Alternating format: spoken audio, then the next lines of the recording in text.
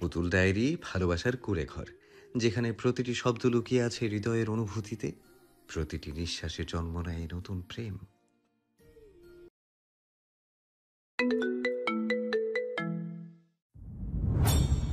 রাতে ক্লান্ত শরীর নিয়ে ফারাজ চিত্রার পাশে এসে শুয়ে পড়ল। তাকে হাত বাড়িয়ে কাছে টেনে নিতে গেলে চিত্রা বলে ওঠে, সত্যি করে একটা কথা বলবেন? ফারাজের ক্লান্ত তীক্ষ্ণ জবাব। মিথ্যা কিছু বলেছি কি? চিত্রা পুনরায় কাট কাট প্রশ্ন করলো। আপনার রাজন ভাইয়ের চরিত্র খারাপ তা আপনি আগে থেকে জানতেন?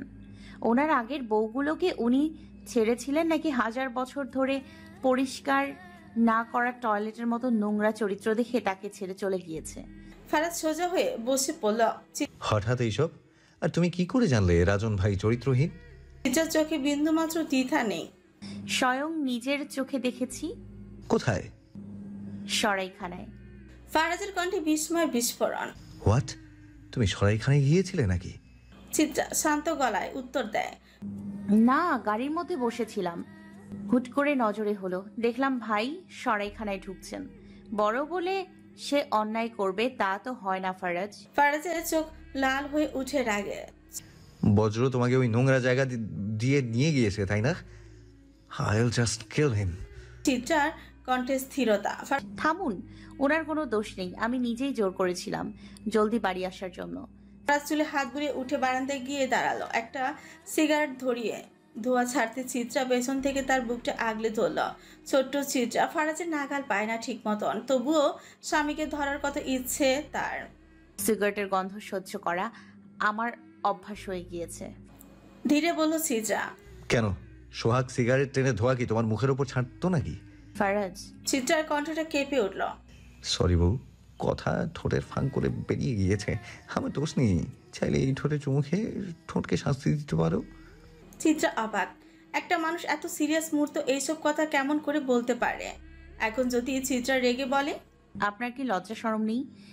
তখন চেঁচিয়ে বলবে, ওইসব বউ ছোট লোকই কারবার। তাই এই লোককে কিছু বলাও বিপজ্জনক। আপনি কিন্তু আমার জবাব দিলেন না। ফারাজ নির্লিপ্ত চোখে চিত্রার দিকে ঘুরে তাকালো, বলল, শোনো বিবিজান, আমার পুরোটা জীবনই দেশের বাহিরে কেটেছে। রাজন ভাইয়ের একটা বিয়েতেও আমি আসতে পারিনি। সে কি করলো না করলো তাতেও আমার কিছু আসে যায় না। নদী ভাবির তো কোনো অভিযোগ নেই। যেদিন সে নিজে এসে আমার কাছে বলবে সাহায্য করুন, আপনার ভাইয়ের চরিত্র ভালো না, সেদিন দেখা যাবে। দেখো চিত্রা, আমি নিজের খেয়ে অন্যের ওকালতি করতে পারবো না। এসব আমার রক্তে নেই। এখন বলো, নদী ভাবি তোমাকে কিছু বলেছে? আর রাজন ভাইয়েরা তো সবখানে মাছ ডেলিভারি দেয়। সরাইখানা খারাপ জায়গা হতে পারে, কিন্তু ওইখানেও অনেক মানুষ, কাস্টমারের আনাগোনা। ব্যবসায় জায়গায় কাজের সঙ্গে অন্য কিছুর তুলনা চলে না। সরাইখানায় কি কারণে গেল সেটা না জেনে একটা মানুষের বিষয়ে আরোপ করাও পাপ। চিত্রা এক মুহূর্তের জন্য নিশ্চুপ হয়ে যায়। আসলে তো মাছের ব্যবসার কথা কেন মাথা এলো না?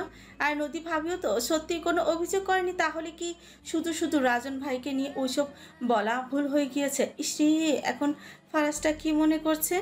রাগ করছে নিশ্চিত। চিত্রা কি করবে বুঝতে না পেরে ফারাজকে আবারও আঙুল দিয়ে খোঁচানো শুরু করলো। ফারাজ তাকায় না, তবে ভেতরে ভেতরে একটা নিঃশ্বাস ছাড়ে। আপাতত জন্য বউয়ের মাইন্ডকে বদলাতে পারছে সে, কিন্তু আর কয়দিন?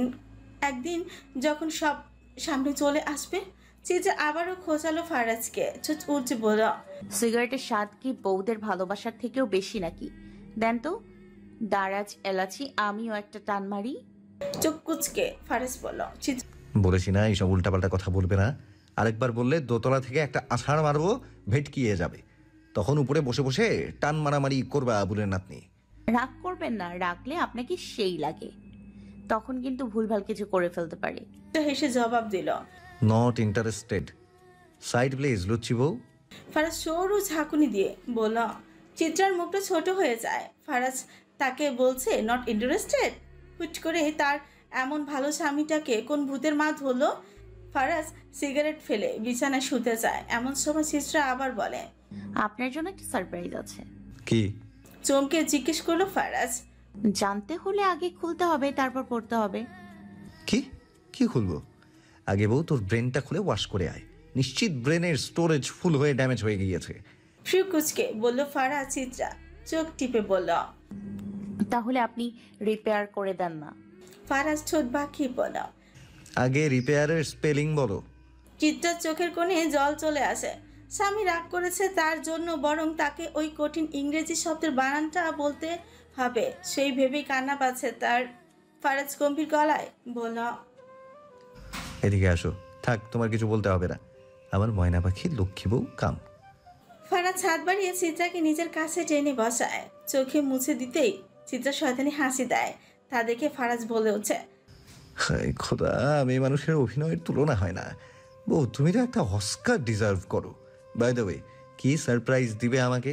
চিত্রা জলদি ড্রয়ার থেকে একটা কাপড় বের করে ফারাজের সামনে ধরতেই ফারাজ চোখ বড় বড় করে বলে উঠল, lungi? Are you serious? What the পুরোটা বলার আগেই চিত্রা ফারাজের বুলি থমকে দেয় তার বৈধ ঠোঁটের বাঁধ ভেঙে। অভ্রের মুডটা অফ। রোজ এসেছে তার জীবনের সব ডোজ কেড়ে নিতে। লাইফে এমনিতেই কি ঝামেলার অভাব ছিল যে নতুন করে আরেকটা উদয় হতে হবে। বয়সে এই মেয়ে এত বড় হওয়ার পরেও অভ্রের একদম মনে আছে ছোট্টবেলায় প্যান্ট বদলানোর সময় শালি কাটাওয়ালা নাগিন খালি তার রুমে উকি ঝুঁকি মারত। নিজের ব্যক্তিগত সম্পদকে যে কত অভ্র কত কষ্টে নিরাপত্তা দিয়েছে তা কেবল সেই ভালো জানে। সরকার ভাই, বাহিরে বৃষ্টি পড়বে মনে হচ্ছে, চলো না ছাদে ঘুরতে যাই। আয়শা হেসে বলল। রাত কটা বাজে কুদ্দুসের মা? অভ্র বিরক্ত করে বলল। জয়টা বাজে হয়টা বাজে। আয়শা উঠে বলে। অভ্র বিরক্ত গলায় বলল, ছি, এসব কোন দেশের ভাষা? নিশ্চিত পাগলা ইংরেজি বুড়ির থেকে শিখেছে। আয়শা চোখ টিপে বলল, হুম, আয়শা শেখে না, শেখায়। আর এটা ভাষা না, এটা হলো তোমার প্রতি আমার ভালোবাসা কুদ্দুসের আব্বা। অভ্র মুখ গম্ভীর করে বলল, এখন কাছে আসো। কুদ্দুসকেও তো পৃথিবীর আলো দেখাতে হবে। বাবা হয়ে সন্তানকে বেশি অপেক্ষা করাতে পারবো না, পাপ লাগবে। আর তার চেয়ে বড় কথা, ফারাজ ভাইয়ের আগে কুদ্দুসকে ডাউনলোড করতে হবে। ভাই আমাকে অনেক জ্বালিয়েছে, এবার কুদ্দুসকে পয়দা করে তার মেয়েকে জ্বালাবো। মানে আমার কুদ্দুস জ্বালাবে, বদলা নেব। আয়শা আলমারি থেকে একটা কাপড়ের ব্যাগ বের করলো, তাতে দুইটা লুঙ্গি রাখা। দুইটাই বের করে একটা লুঙ্গি খুলে অভ্রের সামনে ধরলো। আয়শা বলল, তোমাকে কোনোদিন লুঙ্গি পরতে দেখলাম না সরকার ভাই, আজ একটু বড় না? অভ্র থতমত খেয়ে বলল। এখন আয়শা দৃঢ় গলায় বলল। হ্যাঁ। অভ্র হাহাকার করে উঠল। ফারাজ ভাই নিজেও লুঙ্গি পরেনি আর আমাকেও পরতে দেয়নি। কি একটা ছাতার মাথা জীবন আমার। আয়শা মায়া মিশিয়ে বলল, আহারে আমার অবলা জামাইটা, থাক দুঃখ না করে আজকে পরে ফেলো। রাতে লুঙ্গি পরে ঘুমালে হাওয়া বাতাস জায়গা মতো লাগে। অভ্র সন্দিগ্ধ হয়ে জিজ্ঞেস করল। লাগে কোথায়? আয়শা মুচকি হেসে উত্তর দিল, তোমার মাথায়। আয়শা লুঙ্গিটা মেলে তার নিচে ঢুকে পড়ল, সঙ্গে টেনে ঢুকালো অভ্রকেও। অন্ধকার লুঙ্গির নিচে তাদের আড়াল করে দিয়েছে। কি করছো ঘরণী? করিনি, তবে করব। কি করবে? ওই যে ব্ল্যাক কালারের পিরিটটা, প্রতিবার কেউ না কেউ আমাদের ভালোবাসে বাঁধাতে। আর নয় সরকার ভাই, এবার লুঙ্গির নিচে লুঙ্গি ভালোবাসা হবে। কেউ আমাদের দেখতেও পারবেন না, সেই হবে দেখবে। আমি ফারাজ আব্বার জন্য একটা লুঙ্গি এনেছি, চিত্রা আব্বার হাতে দিয়েছি। অভ্র লুঙ্গির নিচ থেকে বের হয়ে একটা বড় নিঃশ্বাস নেয়। আর একটু হলে দম বন্ধ হয়ে মরত। আয়শার দিকে একবার তাকায়, তার মনে মনে বলে ওঠে, মানুষ কক্সবাজার যায় কত কিছু আনতে, আর এই মেয়ে ব্যাগ ভর্তি করে দেখছি লুঙ্গি এনেছে। এটা মেয়ে নাকি অ্যাটম বোম? আয়শা অভ্রের হাতে লুঙ্গি ধরিয়ে দিয়ে পুনরায় বলল, আমি ফ্রিজ থেকে খাবার এনে সোজা ছাদে আসছি, তুমি লুঙ্গি পরে সোজা ছাদে চলে যেও। আজকে আমরা লুঙ্গি ভালোবাসা করব। আয়শা নিচে আসতে রান্নাঘরে রোজের সঙ্গে দেখা হয় তার। আয়শাকে দেখে রোজ বলে উঠল, সরকার বাড়ির বউ হয়ে কেমন লাগছে? আয়শা চোখ টিপে জবাব দিল, এক্কেবারে ঝাক্কাস। রোজ হালকা হাসল, তারপর বলল, অভ্র কিন্তু ভালো ছেলে। ওইটা দেখেই তো বিয়ে করেছি। আয়শা বলল গর্বের সুরে। তোমরা ঘুমাও নিজে। আয়শা ছোট পাকিয়ে বলল, আপা কি যে বলেন, নতুন নতুন বিয়ে হয়েছে, এখন যদি ঘুমিয়ে পড়ি তাহলে সরকার বংশের পরবর্তী বংশধর আসবে কেমন করে? রোজের রীতিমতো গলায় কাটা বিঁধে যাওয়ার মতো অবস্থা। সে একটা নিঃশ্বাস ছেড়ে ফ্রিজ থেকে একটা কিসে যেন বোতল বের করে, তা থেকে পানীয় গ্লাসে ঢেলে ঝকঝক করে পান করে। একটা তৃপ্তিদায়ক হাসি দিয়ে বলে, অব্র হচ্ছে বন্ধুকে নলের মতো, যে কোনো সময় গুলি বের হয়ে যেতে পারে। আয়শা নিরুত্তপ চোখে তাকিয়ে থেকে হেসে উঠল। ডোন্ট ওয়ারি কাটাওয়ালা সাদা চামড়ার আপা, অভ্র বন্দুকের নল হোক আর যাই হোক না কেন, ট্রিগার কিন্তু আমার হাতের মুঠোই। বন্দুক যার হাতে, গুলি কিন্তু তার হুকুমের নল থেকে বের হয়। রোজ কিছুক্ষণ চুপ থাকে, তারপর কিছু না বলে বিদায় জানিয়ে রান্নাঘর থেকে চলে যায়। আয়শা তার যাওয়ার পর রোজের ফ্রিজে রাখা সেই বোতলটা বের করে পড়ল। আমিও তো একটু দেখি আপাই এত স্বাদ করে কি খেয়েছে। বলে আয়শা বোতল বের করে গট গট করে পানীয় পান করে। প্রথমে একটু খারাপ লেগেছিল, মনে খালি তৃপ্তি আর তৃপ্তি। তৃপ্তি তো লাগবেই, বিদেশি হুইস্কি বলে কথা।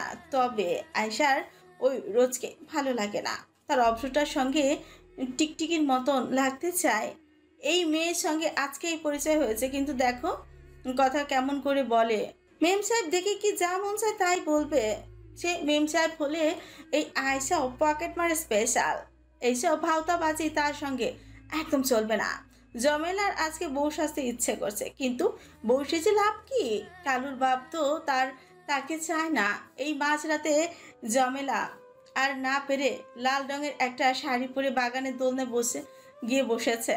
চোখে কড়া করে লাল লিপস্টিক ঘষেছে, চোখের নিচে উপরে সবখানে কাজল দিয়েছে, মুখে এক গাদা তিব্বত ঘামাচি পাউডার মেখে সে তো বিশ্ব বান্দরী বউ হয়ে গিয়েছে। কচি পাতার মতো জোয়ান ছেলেরা বুড়ির এমন সুন্দর লুক দেখলে নিশ্চিত মোমবাতির উপরে বসে মরে গিয়ে গ্রহেই পাড়ি জমাবে।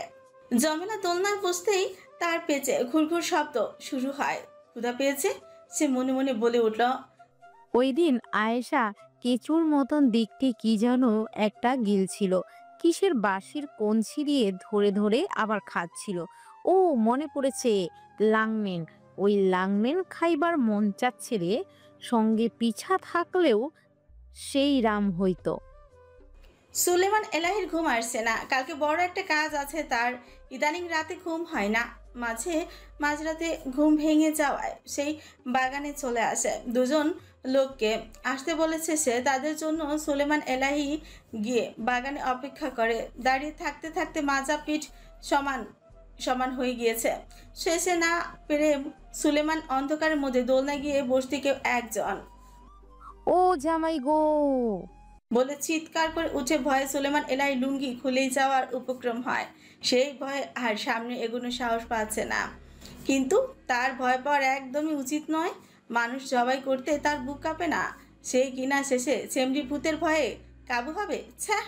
সুলেমান এলাহি চেঁচিয়ে ওঠে, কেডারে? কোন বান্দির ঘরের বান্দির কান্দে রাত বিরাতে শয়তান ভর করছে? চারিদিক নিশ্চুপ হয়ে উঠল। এতক্ষণে এলাহি আন্দাজ করে ফেলেছে ওই শব্দ তার মনের ভুল ছিল, তবুও সে আর বসল না। উল্টো ঘরে যাওয়ার আগে হুট করে তার লুঙ্গি কিছু একটা সঙ্গে বেঁধেই গেল। মেজাজটা চটে গেল। আবার লুঙ্গি ছোটাতে যাবে তার আগে হুট করে কেউ একজন বলে উঠল, ইয়াং বেডা, আই বাসর ইউ, লুক মাই দিকে, আই লুকিং ইউর বউ। চলো বেডা, টুগেদার লামিং খাই। সুলেমান এলাহির এক মুহূর্ত বুঝতে দেরি হলো না যে এইটা ওই তার ছিঁড়া মহিলাটা। তার মতো জোয়ান ছেলেকে দেখে মানছে সবার পাগল হয়ে যাওয়ারই কথা, কিন্তু তাই বলে এই মহিলা প্রতিবারই লুঙ্গি ধরে টানাটানি বড়ই বিপজ্জনক। তার উপর লুঙ্গির নিচে কিচ্ছু নেই। হায় আল্লাহ, এইবার যদি খুলে যায় তাহলে তো ঝামেলা লেগে যাবে। সে চেঁচিয়ে বলে উঠল, আরে ছাড় মহিলা, তোর লগে বাসর করবো না। ঘরে কি তোর জামাই নাই? খালি মানুষের লুঙ্গি ধরে টানাটানি মারাও। ছাড় বুড়ি ছাড়। নট আমি বাসর করিং মানে করিং। তোর বাসরের নানির গোষ্ঠী মারি। চিত্রা ফারাজকে লুঙ্গি পরায়, তাও অনেক জোর জবরদস্তি করে। শেষে ফারাজ এক প্রকার বাধ্য হয়ে এই রাতের বেলায় লুঙ্গি পরে। কি একটা অবস্থা! যেখানে পুরো বাড়ির মানুষ এখন ঘুমোচ্ছে, সেখানে এই রাতের বেলায় তার বউ তার উপর জুলুম করছে। মনে মনে একটা গান ধরে চিত্রাকে বলতে ইচ্ছে করে, জানলে আগে এমন মাইয়া করতাম না বিয়া, সর্বনাশ কইরাছি পায় কুড়াল মারিয়া। সুখে কত আদরে রাখি, ভাত কাপড়ে আমার সাথে টেক্কা মারে আমারই ঘরে। চোখ কুচকে চিত্রাকে জিজ্ঞেস করলাম, এই বউ, এই লুঙ্গি আবার খুলে যাবে না তো? চিত্রা হেসে গালে মৃদু ছুঁয়ে বলল, যাবে না গো, ভালো করে গেট দিয়েছি, খোলার চান্স 0%। ফারাজ বিরক্ত গলায় বলল। হয়েছে, এবার খুলে ফেলি। চিত্রা গম্ভীর মুখেই বলল, এই না, ইস রে, পুরোই এখন জমিদার জমিদার লাগছে। জমিদার বাড়ির ছেলে হয়ে সেজে থাকেন ইংরেজি চ্যাংরাদের মতন, ঢং দেখলে বাঁচি না। ফারাজ হেসে বলল। তাহলে মরে যাও। চিত্রা ফারাজকে আয়নার সামনে নিয়ে দাঁড় করায়। ইসরে, চোখ ফেরানো দেয়। পৃথিবীর মানুষ নারীর সৌন্দর্যের কথা বলে, অথচ খোদা পুরুষকে এতটা নিখুঁতভাবে তৈরি করেছে, সেই কথা কোথাও কেউ বলে না কেন? চরম অন্যায় এটা। চিত্রা হঠাৎ পেছন থেকে বলে উঠল, বাইরে বৃষ্টি আসবে ফারাজ, অনেকদিন ধরে ছাদে যাওয়া হয় না, চলুন আজকে যাই। চোখের কোণে একরাশ আবদার মেখে থাকা সেই কণ্ঠস্বরের অবমাননা ফারাজের পক্ষে সম্ভব হলো না। মুচকি হেসে চিত্রার হাত ধরে ছাদের দিকে পা বাড়ালো।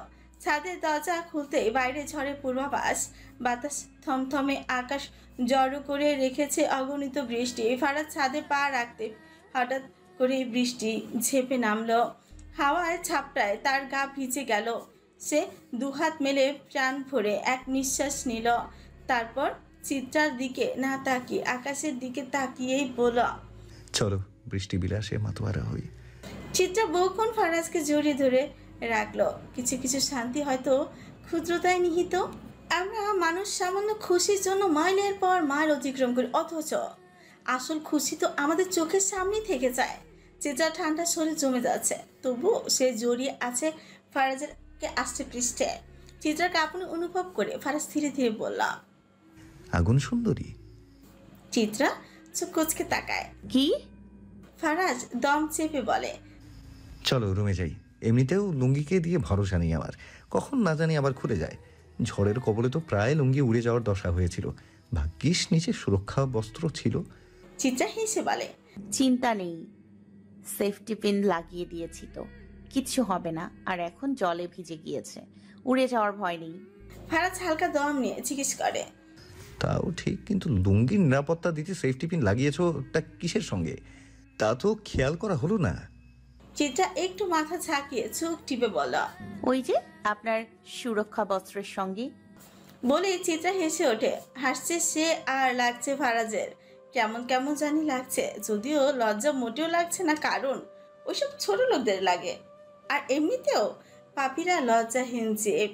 ফারাজ অন্ধকারের মধ্যে একবার লুঙ্গির দিকে তাকায়, মনে মনে বলে, এই বউয়ের চক্করে পড়ে তার মতো বিদেশ কাঁপিয়ে আসা পুরুষ মানুষকে নাকি এখানে এসে সেফটি পিন দিয়ে লুঙ্গি পড়তে হচ্ছে।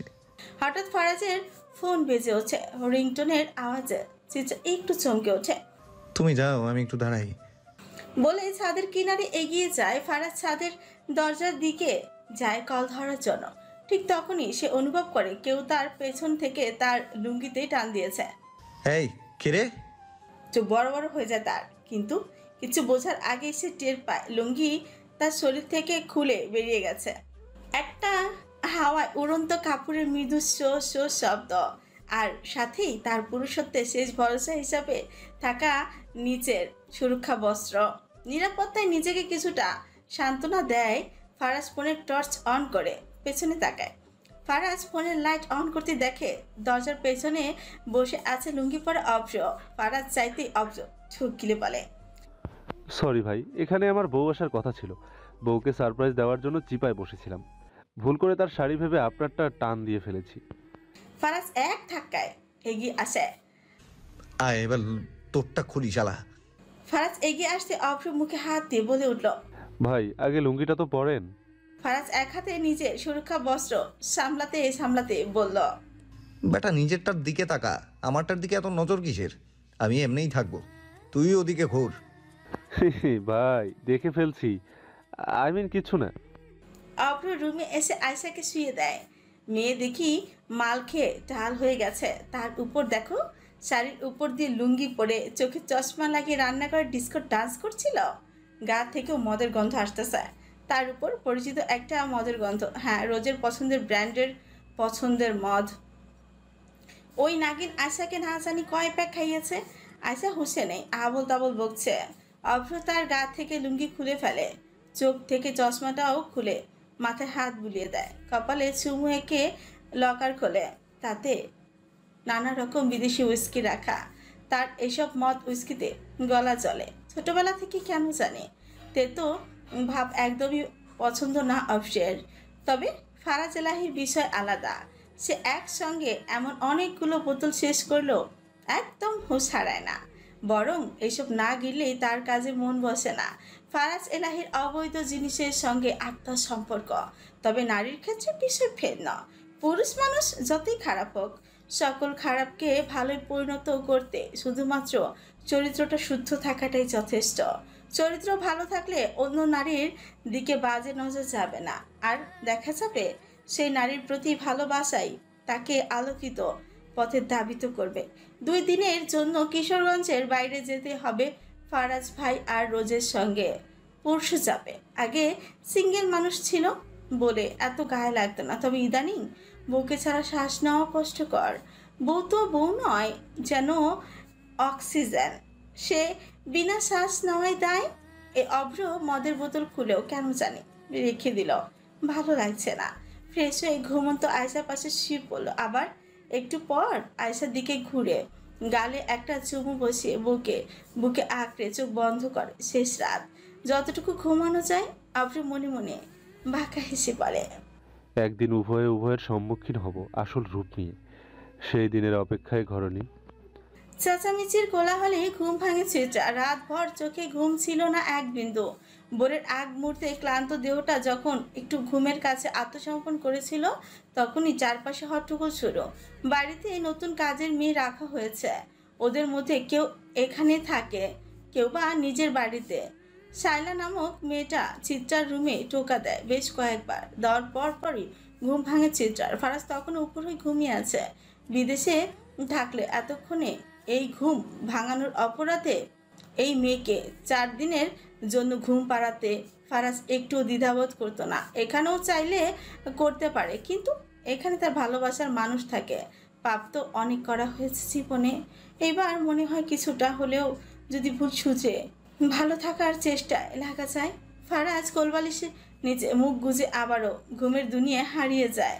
অনিচ্ছা সত্ত্বেও চিত্রা চোখ মেলে, হাই তুলে মাথায় কাপড় দিয়ে দরজা খুলে শায়লাকে জিজ্ঞেস করে। কি হয়েছে এত শায়লা খানিক উদ্বিগ্ন স্বরে জানায়, একজন আসছে, আপনারে আর ছোট সাহেবরে খুঁজতেছে। সকাল সকাল কে? কইল তো আপনার নাকি মামি হয়। মার্জিয়া মামি এত সকাল সকাল এই বাড়িতে? ভাবতে না ভাবতে অন্তর্মহল থেকে কান্নার শব্দ ভেসে আসে। চিত্রা আতঙ্কিত হয়ে পড়ল। ধপ করে উঠে বুকটা, হিম হয়ে আসে শরীর। আবার কোন অনিষ্ট ঘটেনি তো? অন্দরমহলে বসে আছে ফারাজ, পায়ের উপর পা তুলে কপালে আঙুল ছেঁকিয়ে। মারিয়ার বড় বিপদে পড়ে কোনো উপায় না পেয়ে ছুটে এসেছে তার দুয়ারে। কারা যেন কাল রাতে মারিয়াকে বাড়ি থেকে তুলে নিয়ে গিয়েছিল। মাহাদিকেও খুঁজে পাওয়া যাচ্ছে না। চিত্রা চুপটি করে কেবল ফারাজের পাশে দম বন্ধ করে বসে থাকে। মাথা কাজ করছে না। প্রথমে জান্নাতও একইভাবে নিখোঁজ হলো, তারপর মাহাদি, এখন মারিয়া। একই বাড়ির 3 জন মানুষ, কেমন যেন একটা লাগছে চিত্রার। সবই কি তাহলে একই সূত্রে কথা? মার্জিয়াকে আর সোহাকে আপাতত এই বাড়িতেই ফারাজ থাকার অনুরোধ করেছে। কিছুদিন যাক, বিষয়টা আগে সে বুঝে উঠুক, তারপর না হয় ওনারা বাড়ি ফিরবেন। তবে ফারাজের সন্দেহ একেবারে জায়গা মতো গিয়ে লেগেছে। কেন জানি মনে হচ্ছে নারী পাচারের একটা হাত আছে এখানে। যদিও ওইসব ভাইয়েরা করে, তবে তাদেরকে তো ওই মেয়ে লোক সংগ্রহ করে দেয় রাজন, সোহানরা। কিন্তু পরপরই একই বাড়ি মানুষ গায়েব হয়েছে, তাও সতী সাবিত্রী কোনো নারী নয়, দুজনেই বিবাহিত। তার উপর একজন পুরুষও এখানে নিখোঁজ। ঘটনা অন্য কিছু মনে হচ্ছে। সোহাগের অবস্থা ভালো না, চোখের নিচে দাগ পড়ে গিয়েছে। আজকাল কিছু খেতে পারে না, সব কেমন যেন গন্ধ লাগে। জন্ডিস হয়েছে কিনা তাও ধরা যাচ্ছে না। সোহাগের কেমন যেন অস্বস্তি বোধ হচ্ছিল এই বাড়িতে থাকতে। প্রথমে রাজি হয়নি, পরে চিত্রা যখন নিজেই বোঝায়, তখন কেমন যেন বাধ্য হয়ে আসে তার ভেতরটা। এই কেমন জীবন! নিয়তির নির্মম পরিহাস চিত্রাকে আজ কোন চূড়ান্ত অস্থিরতার প্রান্তে এনে দাঁড় করিয়েছে। তার অন্তরস্থলে আষাঢ়ের উন্মত ঝড় বইছে, অথচ বাইরের দৃশ্যে এক ফোঁটাও ভেজা নেই। সে কিছুই প্রকাশ করতে পারছে না, না অভিমানের রেখা, না ক্ষতের কান্না। মারিয়া সেদিন জানতে পেরেছিল সে মা হতে চলেছে। এই মুহূর্তে কেন এই অলিক্ষণে ঘোষণা আসতে হলো? একটু দেরি হলে কি এমন ক্ষতি হতো? ভাবুক কেন ইচ্ছাকৃতভাবে চিত্রের সমস্ত অস্তিত্ব নিয়ে নিষ্ঠুর খেলা খেলছে। এই হারানোর যন্ত্রণা কি কখনো শেষ হবে না? চিত্র তো কম হারায়নি। প্রতিবারই অদৃশ্য রক্তক্ষণে ধুকে ধুকে মরছে সে। খানিক সুখ দিলে খোদা এক আকাশ সমান দুঃখ কেন দেয় তাকে? কোন পাপের শাস্তি এসব? সন্ধ্যাবেলায় চিত্রা ছোট্ট নুরিকে নিজের কক্ষে নিয়ে আসে। ছোট্ট নুরি বড় হচ্ছে, ফারাজ বাইরে গিয়েছে, একটু পর আসবে। এই নুরি ফারাজকে কাছে পেলেই হয়েছে, আর কোল থেকে নামতে চায় না। আর ফারাজটাও না, বাচ্চা দেখলেই মাথা নষ্ট হয়ে যায় তার। বাচ্চাদের হাসিতে সে মোহাচ্ছন্ন। অদ্ভুত শিশু প্রেমে আক্রান্ত এক পুরুষ। এমন শিশু স্নেহ পরায়ণ পুরুষদের হৃদয় যে নির্মল ও সংবেদনশীল তা বুঝতে চিত্রার বাকি থাকে না। এই অভ্যাসটি চিত্রাকে গভীরভাবে আকর্ষণ করে, আবিষ্ট করে তার অস্তিত্বকে। না জানি নিজের সন্তান হলে এই লোক কি করবে? কত ভাগ্যবান হবে সেই বাচ্চা যে কিনা ফারাজ এলাহির মতো বাবা পাবে। যদিও চিত্রা নিজেও ভাগ্যবান, তা না হলে ফারাজ এলাহির মতন এমন যত্নশীল পুরুষ কি কখনো সে পেত? সৃষ্টিকর্তা কিছু কেড়ে নেয় কিছু দেওয়ার জন্যই। নুরির জন্য ক্লে আনা হয়েছে। সে এসবের মানে বোঝে না, কিন্তু বিনষ্ট করতে ভীষণ ভালোবাসে। ইতিমধ্যে বেশিরভাগ ক্লে সে নষ্ট করে ফেলেছে, বাকি রয়েছে একটুখানি গোলাপি রঙের ক্লে। হঠাৎ চিত্রার কেমন এক দুরন্ত ভাবনা উদয় হয়। জগতের সমস্ত দুঃখ যেন হার মানে সেই ভাবনায় এক দুষ্ট চঞ্চলতা চেপে ধরে তাকে। সে নিঃশব্দে নুরির কাছ থেকে সেই গোলাপি ক্লেটুকু সরিয়ে ফেলে, আবার শিশুটির সঙ্গে খুনসুটিতে মেতে ওঠে। ভুলে যায় সবকিছু, উদ্দাম উড়িয়ে দেয় সকল কথাবার্তা। নুরি তো এসবের কিছুই বোঝে না। সে জানে না দুঃখ কাকে বলে, জানে না যে তার মা আর নেই, হয়তো বোঝেও না, কেননা বয়সটা এখনো ছোট্ট। হৃদয়ের গভীরে গেঁথে যাওয়ার মতো ব্যথার ভার সে বইতে শেখেনি। চিত্রাও যদি পারত নুরির মতন হয়ে যেত। শৈশবের সহজ সরল নিঃসংক জগতে আশ্রয় নিত, যেখানে দুঃখ ধাক্কা দিল ব্যথা হয় না, যন্ত্রণায় হৃৎপিণ্ড খাকা করে না, যেখানে হারিয়ে যাওয়া মানে শোক নয় আর হাহাকার মানেই নয় অস্তিত্বের ভাঙন। ফারাজ এলাহি রাতে ঢাকা যাবে, গুরুত্বপূর্ণ কাজ আছে। অব্র আর রোজও সঙ্গে যাবে। চিত্রার মন ভালো না। এই রাতের বেলায় বিবাহিত নারীদের স্বামী ছাড়া ঘুমানো কি যে কষ্টের, সেটা যদি তার ধান চুরি করা ঘুঘু পাখিরা বুঝতো। ফারাজ গোসল করে ফ্রেশ হয়ে তৈরি হয়। চিত্রা রোজ ফারাজের টাই বেঁধে দেয়, আজ চুপ করে বসে আছে, কোনো কিছু এগিয়ে দিচ্ছে না। ফারাজ চিত্রার দিকে তাকিয়ে শান্ত গলায় বলল, তুমি চাইলে কিন্তু আমার কাজগুলো করানোর জন্য মেইড রাখতে পারি। তুমি টাই পড়াবে নাকি মেইড ডাকবো? চিত্রা জলদি উঠে ফারাজের টাইটা বাঁধতে বাঁধতে বলল, ভয় দেখাবেন না এলাহি। চিত্র ভয় দেখে মানুষ হয়েছে, তাই ভয়কে আর সে ভয় মনে করে না। ফারাজ হেসে বলল, আরে ওই একটু রক্ত দেখলে কিডনি খুলে হাতে চলে আসে, এর থেকে বেশি আর কিছুই না। ঠিক বললাম না? চিত্রা মুখ ভেঙচি কাটলো, তারপর হুচ করে পুনরায় হেসে বলে উঠল, তোমার জন্য আরেকটা সারপ্রাইজ আছে। আর ফারাজ চোখ গেরু করে, সরি, আমি আর লুঙ্গি ফুঙ্গি পড়তে পারবো না।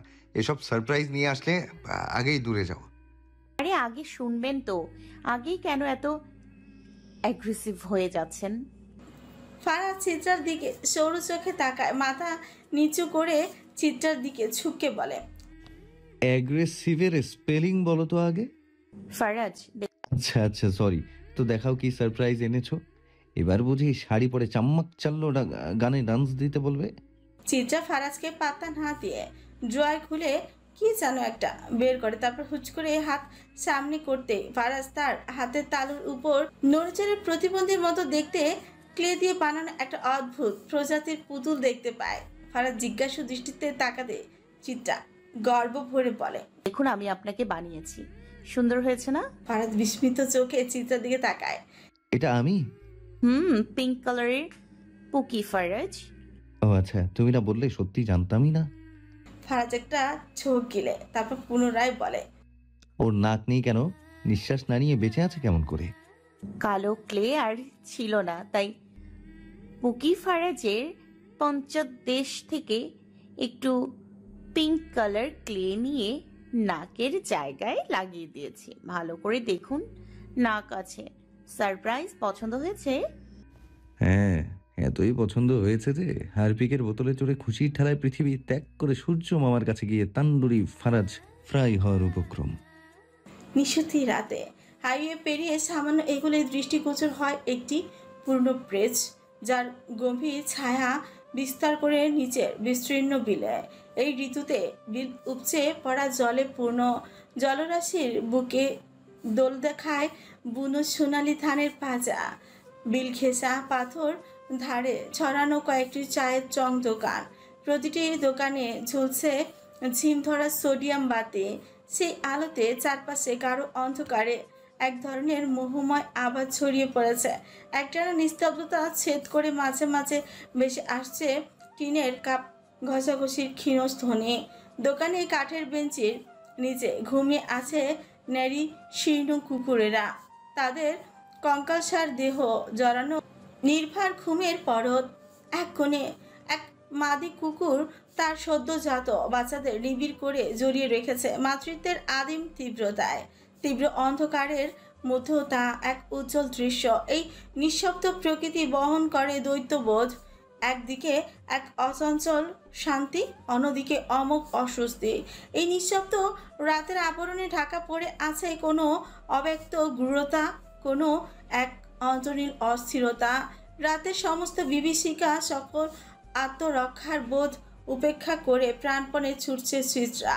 কলাপাতা রঙের নরম শাড়ির আঁচল মাটিতে লুটিয়ে ঘষিটি ঘষতে পিছলে পড়ছে, যেন সেই আঁচলও চিত্রার সঙ্গে প্রাণপণে পালাতে চাইছে। কপাল বেয়ে নামছে উষ্ণ ঘামের সরু ধারা। সেই ঘামকে মিশছে চিবুকের কাছে, যেখানে কাঁপন এক মুহূর্তের জন্য থেমে নেই। হৃৎপিণ্ডের গতি এতটাই দ্রুত যে হ্যালো প্রিয় শ্রোতা বন্ধুরা, আপনারা শুনছেন পুতুল ডায়েরি প্রেজেন্টস ভালোবাসার সুন্দর সুন্দর গল্প। আমাদের কাজকে আরো সুন্দর করার জন্য আপনাদের উৎসাহ প্রয়োজন। আপনাদের উৎসাহ আমাদের অনুপ্রেরণা। ধন্যবাদ। মনে হচ্ছে পরের ধাপেই থেমে যাবে সবকিছু। পেছনে ছুটে আসছে ধাপমান 4 জন পুরুষ। চিত্রা নিশের ভারী হয়ে উঠেছে, তার দেহ হাঁপিয়ে উঠেছে, কিন্তু তার মন, সে এখনো খুঁজছে একমাত্র ফারাজকে। সে কোথায়? কেন আসছে না সে? কেন এই ভয়াবহ রাতের মধ্যে চিত্রার পাশে সে নেই? চিত্রার অতল গহ্বরে যখন ডুবে যাচ্ছে চিত্রা, তখনই ঘটে বিপর্যয়। শাড়ির আঁচলে পা জড়িয়ে হঠাৎই হ্যাঁচকা টানে, মুখ থুবড়ে পড়ে যায় সে। পিচঢালা কংক্রিটের পথ মুহূর্তে রক্তে রঞ্জিত গড়ে চিত্রার হাঁটু, কনুই আর তালুর ছাল। ক্ষতের ভিতর থেকে ফুটে ওঠা রক্ত তার ভয়কে রক্তাক্ত করে তুলে উঠে দাঁড়াতেই চেষ্টা করে চিত্রা। ভয় তার চেতনার গলা চেপে ধরেছে। সে পেছনে থাকায় তারা আসছে পাষাণ পায়ে, নির্মম অভিপ্রায়। দিকে দিক অন্ধকার করে এগিয়ে আসছে তার মৃত্যু দূতেরা। চিত্রা উঠে দাঁড়ানোর চেষ্টা করতে অন্ধকারে ফুরে একজন ঠিক তার সামনে এসে দাঁড়ায়। চিত্রা এলোমেলো চুলের মুঠি ধরে এক ছটকায় টেনে তাকে দাঁড় করিয়ে দেয় অপরিচিত শীত ছায়া মুহূর্তে। শরীরে কোনো ভারসাম্য নেই, তবুও এক অদৃশ্য শক্তি তাকে শূন্য থেকে তুলে আনে। সে এখনো অন্ধকার ছেকে সেই মুখটি দেখার চেষ্টা করে। কার মুখে? চেনা কেউ নাকি অন্য কেউ? প্রশ্নগুলোর জবাব আসার আগেই গর্জে উঠছে ট্রিগার। এক ভয়াবহ হৃদস্পন্দন থামিয়ে দেওয়া ধাতব শব্দ। প্রথম গুলির সঙ্গে সঙ্গে কেঁপে উঠে চারপাশ, দ্বিতীয় গুলির কম্পনে স্থবির হয়ে যায় সমগ্র জগৎ।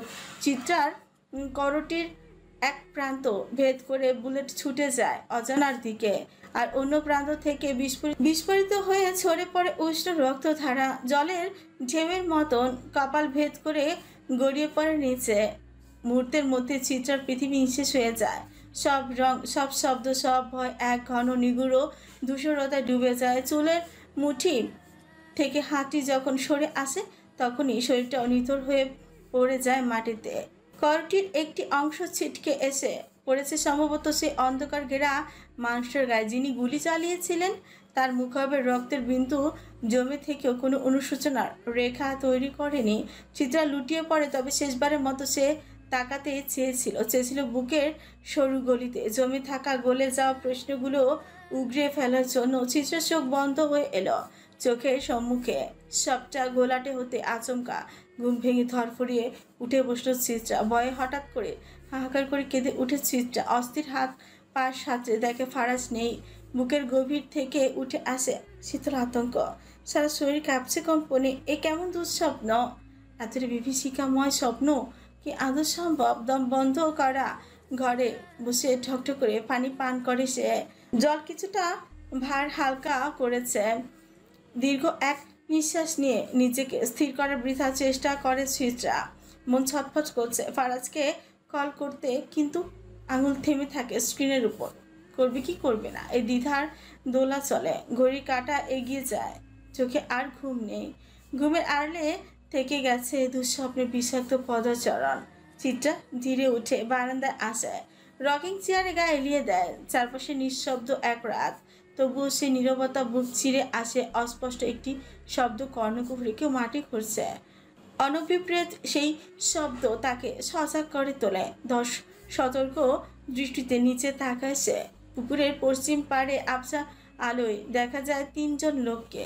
একজন টর্চ ধরে দাঁড়িয়ে আছে, আরেকজন নির্বিচ্ছিন্ন হাতে মাটি খুঁড়ছে।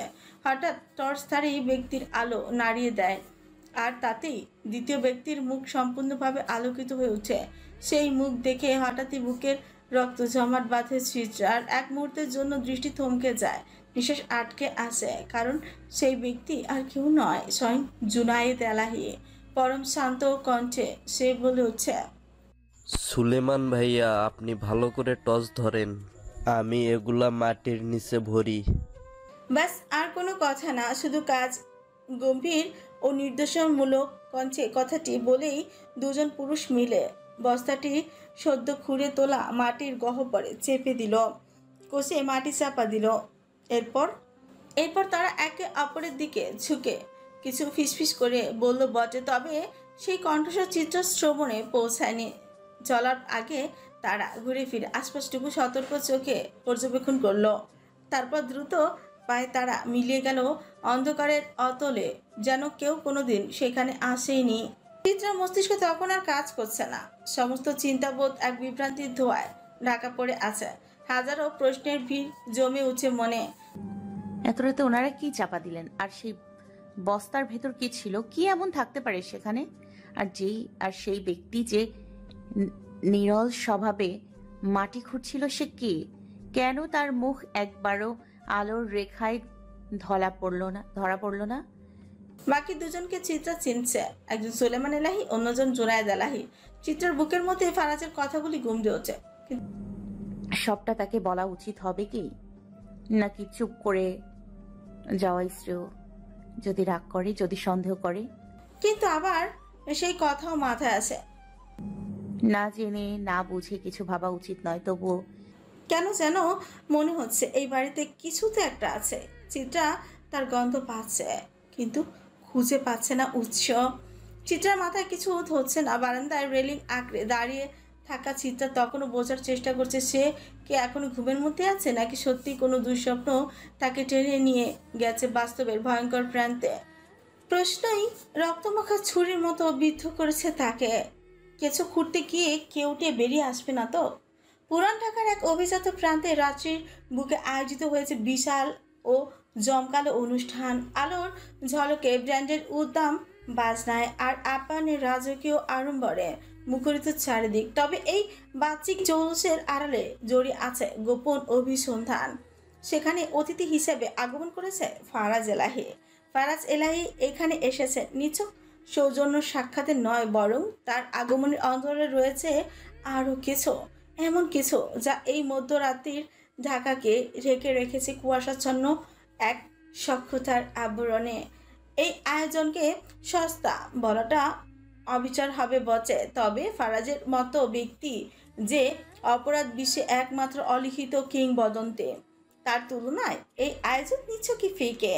সে এর চেয়েও রক্ত গন্ধময় আরও ভয়াবহ মঞ্চে বিচরণ করে প্রতিনিয়ত। তার উপস্থিতি ভালোই আলোড়ন চলেছে। বড় বড় ডিলার, অস্ত্র ব্যবসায়ী, মানব পাচারের মাস্টার মাইন্ড এমনকি রাজনৈতিক ছায়ায় লুকিয়ে থাকা কুশিল্পেরা পর্যন্ত ফারাজ এলাহির নজরে পড়ায় আশায় হুমড়ি খেয়ে পড়েছে। তবুও কেউ তার নাগালে পৌঁছতে পারছে না, কারণ এখানে ভিআইপিদের জন্য গড়ে তোলা হয়েছে এক অলক্ষ্য প্রোটোকলের দেয়াল, বুলেট প্রুফ গ্লাস ঘেরা লাউঞ্জ, রুদ্ধ গেট, বহু সংখ্যক গৃহরক্ষী এবং সর্বোচ্চ শ্রেণীর নিরাপত্তা। ফারাজ এলাহির চারপাশে যে কোনো দুর্গ, যেখানে প্রবেশের অধিকার মাত্র কেবলমাত্র নির্বাচিতদের। তাকে দেখতে হলে অন্তত 10 থেকে 15 স্তর পেরিয়ে আসতে হবে। সবকিছু অতিক্রম করেও কজনই বা পারে ফারাজের সামনাসামনি দাঁড়াতে? এমনি কেউ কেউ বলে এক ঝলক দেখা পাওয়ার সৌভাগ্য আজ পর্যন্ত কেবল কল্পনার মধ্যে সীমাবদ্ধ। এ যেমন ঢাকার কুখ্যাত ভূঁইয়া পরিবার, যাদের নামের রক্তপাতের ইতিহাস, আজ তারা এখানে উপস্থিত, অথচ তাদের মুখ কারো চেনা নয়। তাদের মতে অস্পষ্ট ছায়া হয়ে ঘুরে বেড়ায় অন্য সব ভিআইপিরা। এই ভিআইপিদের মধ্যে ফারাজ এলাহিও একজন, যাকে বাইরে থেকে মানুষ একই ভাবে আর তার ভেতরে মানুষ চিনে অন্যভাবে। তবে ফারাজের এসবে অনন্ত সম্মিলন, গোপন আদাত আর অপরাধী আভিজাতের প্রতি নিতান্তই উদাসীন। তার চোখে এই আয়োজন শুধুই একটি দৃশ্যপট, কোনো কেন্দ্রবিন্দু নয়। তার ডান পাশে দাঁড়িয়ে রয়েছে অভ্র, কালো স্যুট প্যান্ট, দেহেও ঢেকে রাখা দায়িত্বশীল চোখের মানুষ। চোখে কালো সানগ্লাস, পকেটে হাত গুজে আছে। ফারাজ ঘড়ির দিকে দৃষ্টিক্ষেপণ ছুড়ে দিয়ে গম্ভীর স্বরে অভ্রকে জিজ্ঞেস করল, গ্যাংস্টার অ্যালাপো কখন পৌঁছাবে? এখনই তো পৌঁছানোর কথা, আমি খোঁজ নিচ্ছি। অভ্র শান্ত কণ্ঠে বলল। ফারাজ এলাহি চোখ নামালো ঘড়ির জায়ালের দিকে। ধৈর্যের প্রাচীর ধীরে ধীরে হয়ে যাচ্ছে। আমি জার্মান গেলেই তো ওর সঙ্গে ডিল ফাইনাল করতে পারতাম, এখানেই যে কেন আসতে হলো? সে অপেক্ষা করতে পারছিল না, সম্ভবত সে কারণেই। অভ্র জবাব দেয় সংক্ষিপ্ত স্বরে, $1 বিলিয়ন হিসাব যেহেতু, তাই সব হাই কোয়ালিটির মালই কিন্তু তাদের কাছে যাবে। চুক্তির সঙ্গে কি হাফ পেমেন্ট নিয়ে নিব? নো, পুরোটা। ডিল চূড়ান্ত হয়েছে সবে, তবে অ্যাপোলো ফারাজকে অনেক বেশি পছন্দ করে। ফারাজকে বিনোদন দেওয়ার জন্য মিশর থেকে নারী আনা হয়েছে, সব কিছু সাজিয়ে দেওয়া হয়েছে। নারীরা নিত্যে মত্ত। ফারাজের মাথা ধরেছে এসব দেখে। তার এসবে আগ্রহ নেই, সময় হয়ে এসেছে। এখানে এসে ভিন্ন আরেকটি কাজ করতে এসেছে, তাকে এখন গিয়ে সেটা করতে হবে। অ্যাপোলো ফারাজের জন্য বিশেষ একটা উপহার এনেছে। আজকাল উপহারের নাম শুনলেই চিত্রার উদ্ভট সব সারপ্রাইজের কথাই মাথায় আসে তার। অ্যাপোলো, একটু জলদি, আমার যেতে হবে। ফারাজ বলল। অ্যাপোলো মিশর থেকে সেই উপহার ফারাজের সামনে উপস্থাপন করতে ফারাজের মাথা গরম হয়। তবে সে শান্ত থাকার চেষ্টা করে। উপহার হিসেবে ফারাজকে সে মিশরের সবচেয়ে সুন্দরী এক নারীকে উপহার হিসেবে দিয়েছে। মেয়েটি ফারাজের কাছে আসতেই ফারাজ বলে উঠল, সরি, এই উপহার আমি তোমাকেই রিটার্ন উপহার হিসেবে দিয়ে দিলাম অ্যাপোলো, কারণ আমার ঘরে বউ আছে। অ্যাপোলো অবাক। এই প্রথম কেউ তার দেওয়া উপহার ফিরিয়ে দিয়ে তাকে নিচু করলো। বিষয়টি একেবারে পছন্দ হয়নি অ্যাপোলোর। তবুও সে মুখে হাসি রেখে ফারাজকে বলল, সামান্য বউয়ের সঙ্গে সুন্দরী মিশরের দেবীর তুলনা? ফারাজ এলাহি হাসল, বলল, আমার স্ত্রী চিত্রাঙ্গনা এমনই সুন্দর যে সুন্দর শব্দটাও তাকে হিংসা করে, তাই সেখানে তুলনা শব্দটা তার সঙ্গে যায় না, বড্ড বেমানান লাগে। খুশি হব যদি তোমার নারী কাঁচানো মিশরীয় দেবী মিশরেই চলে যায়, কারণ দেবী দেশ ছাড়া হলে ওই দেশের ভক্তকুলকে সে সেবাদান করবে কেমন করে? এলিজাবেথ অবাক হয়, কারণ পুরো দুনিয়া যেখানে তাকে একবার দেখার জন্য মরিয়া, সেখানে এই ফারাজ এলাহি তার দিকে ফিরেও তাকাচ্ছে না। এত অপমান! কিন্তু সে তো হাল ছাড়া পাঁচই নয়। মেয়েটা ফারাজের দিকে এগিয়ে এসে তার ঘাড়ে মৃদু স্পর্শ করে বলল, আমি তো তোমার বউয়ের থেকেও সুন্দর, ওকে ছেড়ে আমার কাছে চলে এসো না। ফারাজ শান্তভাবে ঘাড় থেকে মেয়েটির হাত সরিয়ে নিল। পকেট থেকে রুমাল বের করে ঘাড় মুছতে মুছতে গম্ভীর কণ্ঠে বলল, আমি ফারাজ ইলাহি সমুদ্র দেখে আন্দাজ করতে পারি তাতে কত শত জাহাজ বিচরণ করেছে। সমুদ্র যত বড়, গভীরতা তত বেশি। লাখো জাহাজ চলা সমুদ্রের প্রতি ফারাজ ইলাহি নট ইন্টারেস্টেড।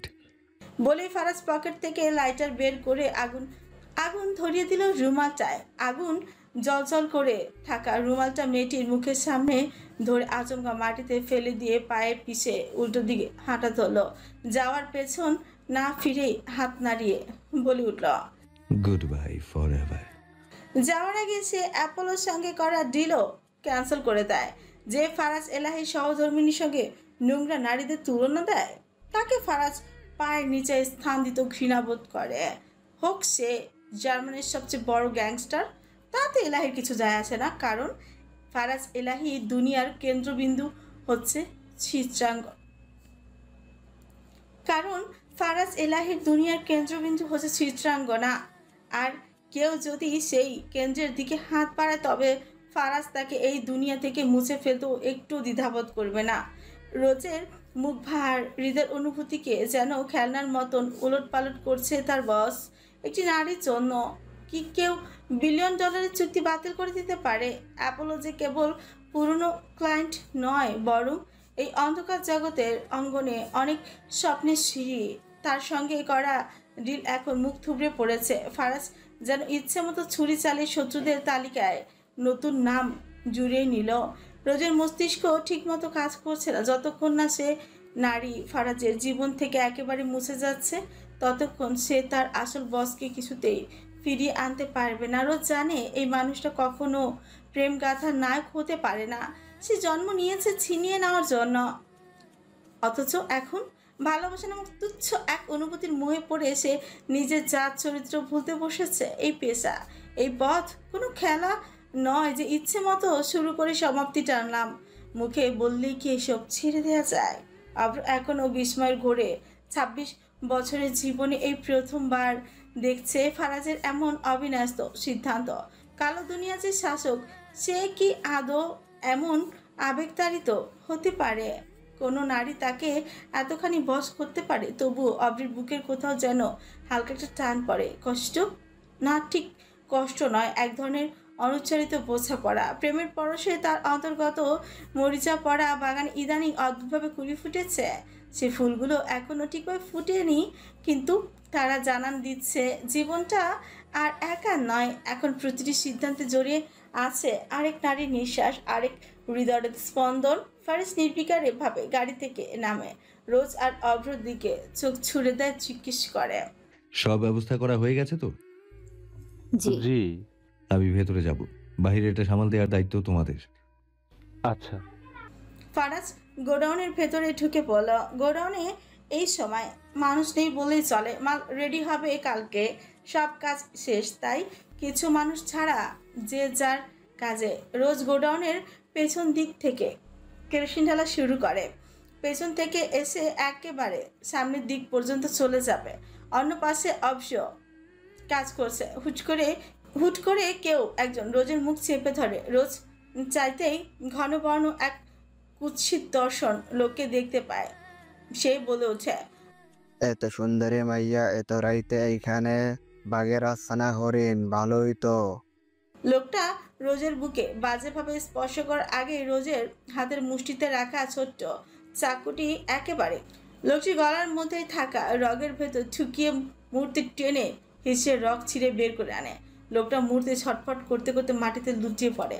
ব্যথায় নিজের গলা নিজেই চেপে ধরল। রোজের সেই জবাই করা পশুর ন্যায় ছটফট করতে থাকা লোকটাকে দেখে হাসি পায়। সে বলে, সুন্দরী বললে, অথচ সৌন্দর্যের রহস্য না শুনেই চলে যাচ্ছ। যাওয়ার আগে একটা সিক্রেট শুনে যাও। রোজ হিসিয়ে উঠে, মানুষ খুনের ওপর ওদের উষ্ণ রক্ত আমি জলের সঙ্গে মিশিয়ে স্নান করি। সেই রক্ত স্নানই তো আমার সৌন্দর্যের রহস্য। তবে দুর্ভাগ্য, আজ তোমার রক্তে আর আমার স্নান হবে না। হেসে বলে, অব্রের সামনে বেশি কিছু লাশ পড়ে আছে। হ্যাঁ, এদেরকে সে উপরে পাঠিয়েছে ঠান্ডা মাথায়, কোনো রকম দয়ামা ছাড়া। মানুষকে মৃত্যুর ঘরে পাঠানো এখন তার কাছে একটি দৈনন্দিন রুটিন প্রক্রিয়া। অব্রর সেই দিনের কথা মনে পড়ে যায়। সেদিন রাতে আয়শাকে সেই দুটো ছেলে রাস্তায় বিরক্ত করার চেষ্টা করছিল কুৎসিত অভিপ্রায়ে। সে রাতে অব্র তাদের শরীরে স্পর্শেন্দ্রিয়, তাদের পুরুষের অহংকার গলে দিয়েছিল অ্যাসিড ঢেলে। কিন্তু এতটুকু কি যথেষ্ট ছিল? এত সাহস মৃত্যু কি প্রাপ্য ছিল তাদের? না, তা তো নয়।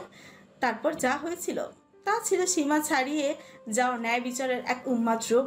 সেই আধমরা দেহগুলোকে ফুটন্ত জলে সিদ্ধ করে সে ছুড়ে দিয়েছিল রাস্তার বেয়ারেজ কুকুরদের সামনে, যারা একটা ক্ষুধা নিয়ে সেই পচা মাংস দাঁত বসিয়েছে। সেদিন রাতের আহার সেরেছিল। অবশ্য এসব করছিল কেবল আয়সার জন্য নয়, সে করেছিল পুরুষ হিসাবে এক দায়ভারগ্রস্ত পুরুষত্বের দায়। যারা পথের মেয়ে দেখলেই পশুত্বে নেমে পড়ে, তাদের মৃত্যুর পর রক্তমাখা হওয়াই তো বিধান। নিজেকে দমন করা সেই কাপুরুষদের জন্যই অনুচিত, কারণ পাপ যে করে আর পাপকে যে মেনে নেয়, এই দুই সমান অপরাধী। ভাবনার জট কেটে ওঠার আগে তার ফোনটা বেজে ওঠে। স্ক্রিনে ভেসে ওঠে ফারাজের নাম। ভেতরের কাজ ভাই সেরে ফেলেছে, এবার একটু ধামাকার পালা। গোডাউনের ভেতরে রক্তের স্তূপ জমে গিয়েছে। 2-4 জন মানুষ ছিল, সবাই এখন মৃত, কেবল একজন এখনো জীবিত আছে। প্রাণী ভিক্ষে চাইছে, তার তো পালিয়ে যাওয়ার কথা ছিল, কিন্তু পালানোর পথ কোথায়? ফারাজে তার দুপা কেটে ফেলে রেখেছে তারই সামনে। হাঁটার মতো অবস্থা তো নেই, তবুও সে মিনতি করছে। জীবন ভিক্ষা চাইছে ফারাজের কাছে।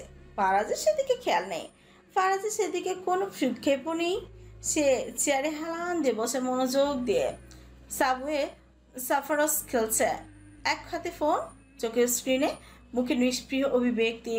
ডাঙায় ফেসে যাওয়া ইলিশের মতন জান নিয়ে লোকটি আবারও ফারাজকে বলল, আমারে বাসান, আমি কাউরে কিছু কমু না। ফারাজ হঠাৎ থেমে ফোনের স্ক্রিনের দিকে তাকায়, মুখে বিরক্তির ছাপ। ধ্যাত নেউরা, তোর কথার ঠেলায় জাস্ট মনোযোগ নষ্ট হয়ে হেরে গেলাম। নিরীহ ছেলেটা ট্রেনের সঙ্গে ধাক্কা খেয়ে অক্কা পেয়েছে।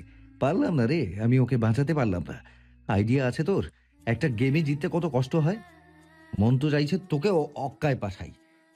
জানিস কত কষ্টে এত পয়েন্ট জমিয়েছিলাম। ফারাজ হুট করে আছড়ে হাতের ফোনটা ফেলে দেয়। অবশ্য আর রোজ সেখানে উপস্থিত হয়। রোজ ফারাজকে স্থির গলায় জিজ্ঞেস করে, একে মারেননি কেন বস? ফারাজ একটু হেসে বলে, ওরাকে আর কি মারবো। তারপর লোকটার দিকে তাকিয়ে কাজ ছাকিয়ে বলে, যা ভাই, তোকে ছেড়ে দিলাম, আজকে আর মারতে ইচ্ছে করছে না। এই অব্র, বড্ড ঘুম পেয়েছে, এখন আর কিশোরগঞ্জ যাওয়ার মতো এনার্জি নেই, তুই জলদি হোটেল বুক দে। অভ্র মাথা নেড়ে বলে, আচ্ছা ভাই। নিঃশব্দে একবার গোডাউনের দিকে তাকালো ফারাজ।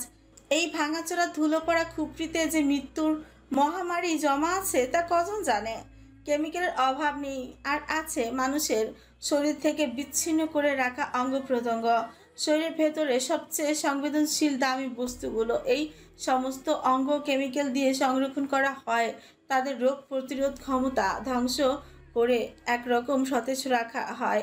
হিসাব করলে কোটি কোটি টাকা মাল আছে এখানে, অথচ গোডাউন এমনভাবে সাজানো যেন এর চেয়ে অপ্রাসঙ্গিক অবহেলিত জায়গা আর দুনিয়ায় দুটো নেই। ঠিক এটাই মূল পরিকল্পনার কৌশল। চোখের সামনে রেখে আড়াল করে রাখা কারসাজি। কিন্তু বোকার দল কি জানে না, এখানে একবার আগুন লাগলেই সব কিছু ছাই হয়ে যাবে। এই গোডাউন মালিক সোহান। পুরান ঢাকার গিঞ্জি অলিগলির মাঝে অবস্থিত এই কারখানায় আন্তর্জাতিক অঙ্গ পাচার চক্রের এক গোপন কেন্দ্রে পরিণত হয়েছে।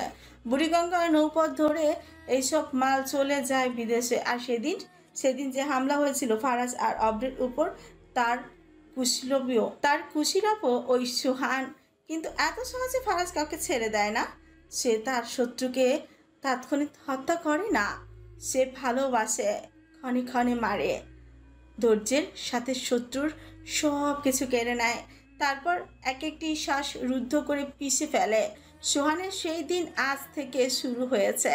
সে যেহেতু নিজেই নিউক্লিয়ার বোমার মুখোমুখি হতে এসেছে, তবে তো করার কিছু নেই। কিন্তু হাদারাম তো জানেই না এই বোমা বিস্ফোরণ হলে সবচেয়ে আগে মৃত্যু তারই হবে।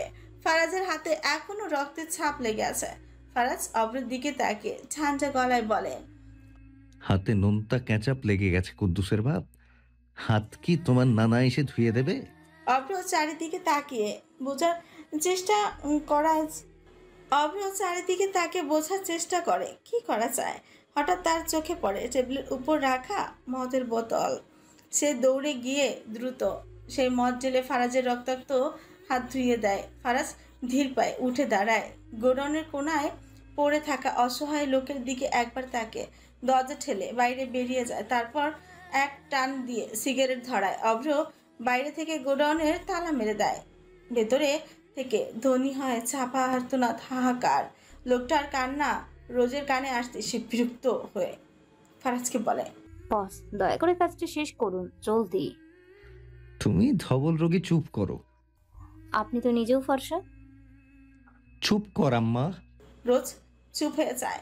ফারাজ ধীরে সিগারেটের টান দেয়। শেষ টানটা দিয়ে সেটি ছুঁড়ে ফেলে দেয় গোডাউনের এক পাশে, যেখানে আগে থেকে কেরোসিন ঢেলে রাখা হয়েছিল। অন্ধকারে সেই আগুন প্রবণ স্থানটায় সিগারেট জ্বলন্ত ছাইটাই পড়তে একটা হালকা ঝাঁঝালো গন্ধই ভেসে আসে বাতাসে। পরক্ষণই সে লাইটারটা হাতে নিয়ে কিছুক্ষণ নীরবে দাঁড়িয়ে থাকে। তারপর শীতল অভিপ্রায় আগুনটা জ্বালিয়ে লাইটারটাও ছুড়ে দেয় সেই জায়গাতেই। ধোঁয়া জ্বলে ওঠা মুহূর্তের মধ্যেই গোডাউনের ভেতর রক্তমাখা নরক জ্বলে ওঠে। দাউ দাউ করে আগুন ছড়িয়ে পড়ে চারিদিকে। আর্তনাদ, রক্ত আর পোড়া চামড়ার গন্ধ মিলেমিশে তৈরি বিভীষিকাময় দগ্ধ সত্য। ততক্ষণে ফারাজ আর অভ্র গাড়িতে উঠে বসেছে। আজকের কাজ শেষ। ফারাজ ব্যাক সিটে হেলে পড়েছে, শরীরটা ক্লান্তিতে ভেঙে পড়েছে। নিজেই নিজেকে বলে উঠে ফারাজ, কাল সারাদিন ঘুমাবো। নিজেই নিজেকে বলে উঠে ফারাজ, এই শরীর আর টান নিতে পারছে না, ঘুমালে সব ঠিক হয়ে যাবে। গাড়ির স্টিয়ারিং অবশ্য তার চোখ সামনের রাস্তায়, তবে মনে অন্য কিছু চলছে। সে একটু দ্বিধা করে জিজ্ঞেস করলো, ভাই গোডাউনে এত কম লোক কেন ছিল? সব কই গিয়েছিল? ফারাজ তখন চোখ বন্ধ করে ক্লান্ত হেসে বলে উঠছে, এই প্রশ্নটা যে আসবেই তা তো আমি জানতাম। শালারা সবাই কাজ ফেলে গিয়ে পুরান ঢাকার সেই অনুষ্ঠান দেখতে গিয়েছিল। কিন্তু ভাই ওদের তো পাসপোর্ট নেই, গেলেও কি? ফারাজ চোখ মেলে তাকিয়ে বলল, ওদের পাসপোর্ট আমি দিয়েছি, মানে ওরা জানে এলাহি দিয়েছে, কিন্তু কোনো এলাহি তা জানে না। ভেবেছে রাজন কিংবা রোশন দিয়েছে। অভ্রের মুখে সন্দেহ জাগে। তাহলে তো ভাই ওরা যদি ফিরে এসে দেখে গোডাউনে আগুন লেগেছে, তখন তো বুঝে যাবে সব ফারাজ এলাহির কারসাজি। ফারাজ এবার আর হাসি চেপে রাখতে পারল না।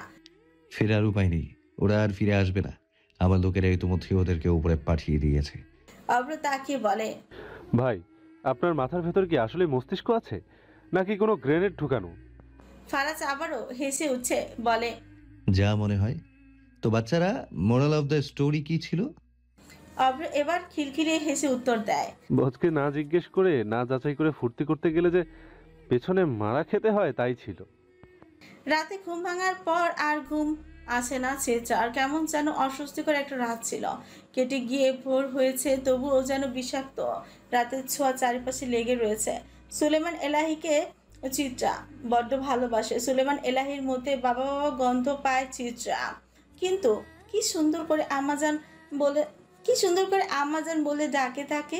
অন্ত জুড়িয়ে যায়। সকাল থেকে নদী বিছানায় পড়ে আছে, বিছানা থেকে উঠতে পারছে না। রাজন খেয়ে বেরোবে, ঘুম থেকে উঠেছে কেবল। নদী বিছানা থেকে উঠতে গিয়েছিল, তবে মোহনাকে নদীর পাড়ে বসে রেখে রাজনকে চিত্রা খাবার দিতে আসে। রাজন আর আজ নদীর কথা জিজ্ঞেস করেনি। কেন নদী নিচে এলো না তা নিয়েও আজ রাগ করলো না। বারবার কল আসছে তার, ধরছে না। খাওয়ায় মনোযোগী সে, গপ গপ করে গিলছে। এক একটা নলা কি বিশাল, মনে হচ্ছে 1000 বছর ধরে না খাওয়া কোনো দানব বহুদিন পর আয়েশ করে খাচ্ছে। তবে এই লোক দেখতে মাশাআল্লাহ, পূর্বপুরুষের কেউ কি পাকিস্তানি ছিল নাকি? চিত্রা রান্নাঘরে যায় মুহূর্তে। রাজনের আরেকটা কল আসে। আশপাশে রাজন তাকায়, চিত্রা নেই। কলটা সেই সুযোগে রিসিভ করলো রাজন। কিরে কি হয়েছে? কি জ্বর আইছে? ওগরে না কইছি ওরে খেয়াল রাখতে, রাখোস নাই কেন? হ্যাঁ, ওর জ্বর কেমনে আছে? অপেক্ষা কর, আমি আসতেছি। আর সরাইখানায় ডাক্তার পাঠাইতেছি। ফোন রেখে পাশে তাকাতে দেখে চিত্রা দাঁড়িয়ে আছে। রাজন খানিকটা ঘাবড়ে যায়। চিত্রা হেসে জবাব দেয়, আর কিছু লাগবে ভাই? না, খাওয়া শেষ। রাজন উঠে যায়। চিত্রা জিজ্ঞেস করে না, তার জিজ্ঞেস করার দরকারও নেই। রাজন হাত ধুয়ে মুছে সরাসরি বাইরে চলে যায়। তবে চিত্রা জানে সরাইখানায় যাচ্ছে রাজন। কার জ্বর এসেছে, কেমন অসুস্থ যে খালি পেটে ঘরের বউকে রেখে একেবারে সরাইখানে চলে গেল। বজ্রকে একবার রুমে গিয়ে খবরটা বলবি কি? যদি ফারাজকে জানিয়ে দেয়। চিত্রা কিছুক্ষণ রুমে গিয়ে পায়চারি করলো। আজকাল তার সন্দেহ কেমন তরতর করে বেগ পাচ্ছে। সে অনেক ভেবে চিন্তে সিদ্ধান্ত নিল মনকে এত পীড়া দেওয়া তার পক্ষে সম্ভব নয়। সে যে করেই হোক তাকে সত্য মিথ্যা যাচাই করে বিবেকের ফয়সালাই করতে হবে। ভেতরে দ্বিধাদ্বন্দ্বে টানা পড়ে মরছে সে। যা ভাবা তাই কাজ। ফারাজ নেই, বাড়িতে অবসর নেই, এসে ঘুমাচ্ছে। এমনিতে চিত্রাকে রুমে এসে কেউ বিরক্ত করে না, তাই সে নিখোঁজেরও কেউ টের পাবে না। চিত্রা ফোনটা নেবে কি নেবে না না করতেই করতে সঙ্গে নিয়ে নেয়। তারপর বোরকা পরে মুখ আড়াল করে সরাসরি চলে যায় সরাইখানায়। এটাকে মানুষ সরাইখানা বলে রাখে কেন? নোংরা অশালীন জায়গা বললে কি লজ্জা লাগে? মোটেও সরাইখানা নয় এটা। এগুলো নোংরা বস্তিদের, এগুলো নোংরা ব্যক্তিদের আস্তানা। সহজ ভাষায় বলতে গেলে পতিতা পল্লী বলা চলে।